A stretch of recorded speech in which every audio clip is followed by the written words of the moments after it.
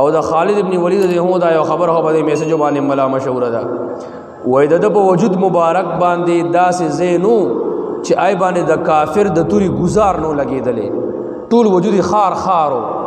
او د عمر رضی الله عنه په زمانه کې آرمی چیفو د ټول فوج مشرو او بیا د نورو صحابه په زمانه کې هم د فوج مشرو او د دومره بهادر انسانو چې کله د مسلمان شوی نو په غزوه احد کې د مسلمانانو خلاف جنگ لراوته د ابو سفیان په لښکر کې نو چې راوته نو هغه صحابه چې 50 نبی له سلام هغه علاقې باندې درولي هغه شاه باندې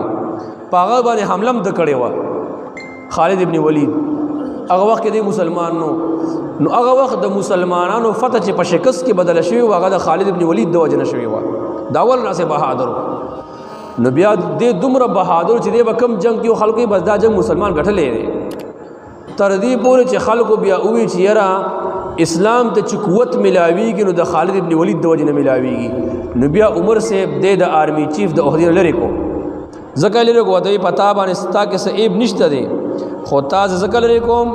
چې د خلکو تصور دا جوړ شو چې جوړې کته نوی نو اسلام بنه پاتې کې حالان کې دا څه نه ده د اسلام حفاظت الله تعالی په خپل کوي نو چې د آرمی چیف د احد لری شو عام فوجي شو بیا هم د 10 جنگونه کړي دي چې یو ځل یو ځل لړ رومیانو سره جنگ غزوه موته غالبا 30,000 مسلمانان دي او 1,00,000 رومیان دي یو پدری اینم لز در د پاسا 30,000 مسلمانان 1,00,000 رومیان یو کس پکې پاس یو صحابي رضی الله عنه یا تابعی ویا چلے کسانم کمی مونږه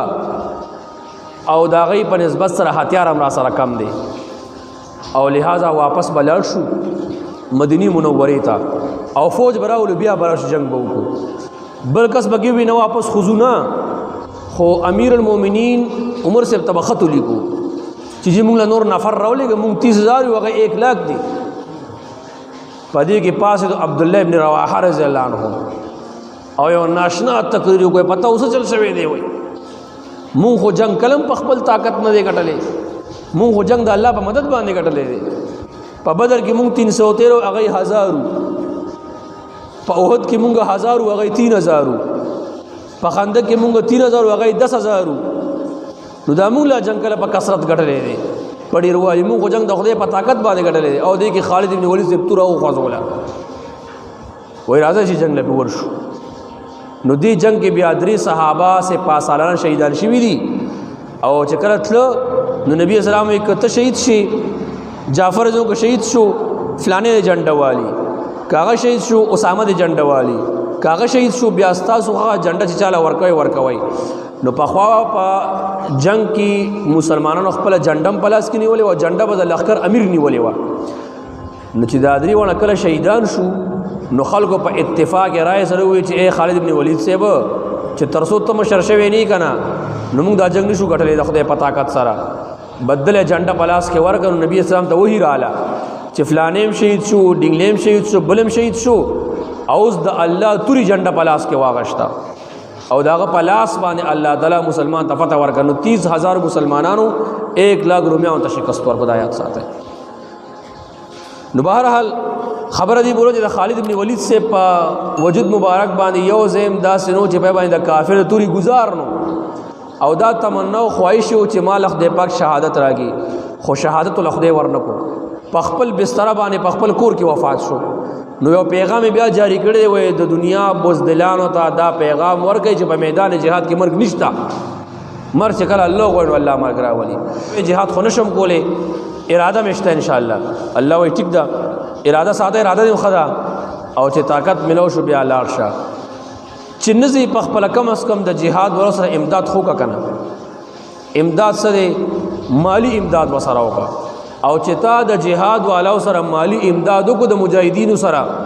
نن سبا زمانہ کې د فلسطین کی جنگي کشمیر کی هندستان کې وغیرہ چې تا سره امدادو کو نو ته دا وګڼا چې دا ته الله له قرض ورکو او د الله قرض د عام خلکو د قرضونو په شان نه دی چې ما تعالی قرض ورکو یک تاریخ نیټه مې درکا نو تاریخ نمخ کې وایي لګ لګ غروما چې لګ تاریخ را نږدې دی او بیا به خپل پیسې والما او ته چې مال پیسې راکې نو زیاتی خو بس هم نشي راکولې سود دی او که خپل طرف نه سودونه خسړې دي نه چې زیاتی ورکی الله و چې مال چا قرض راکو نو دا قرض به ولا واپس کوما پډې صحیح ټیم کې به وتا واپس کوما خو چې سونه قرض راکړې دي برابر سرابر بنو ور کوما بلکې یو پسو چند بوله زیات ور کوما نو کتا یو روپۍ ورکو پای کې اخلاص لګ کمو کې دي چې الله یو په دوه واپس درکې او که اخلاص به لګ ډیرو الله به یو پلس درکې او که نورم پکې ډیرو الله به یو پسل درکې او که ډیر زیاتو پکې نو یو په 700 به درکې او که تش اخلاص وي نو الله وی اجر عظیم بدل درکما نو اجر عظیم دومره اجر چې هغه چاته پته نشته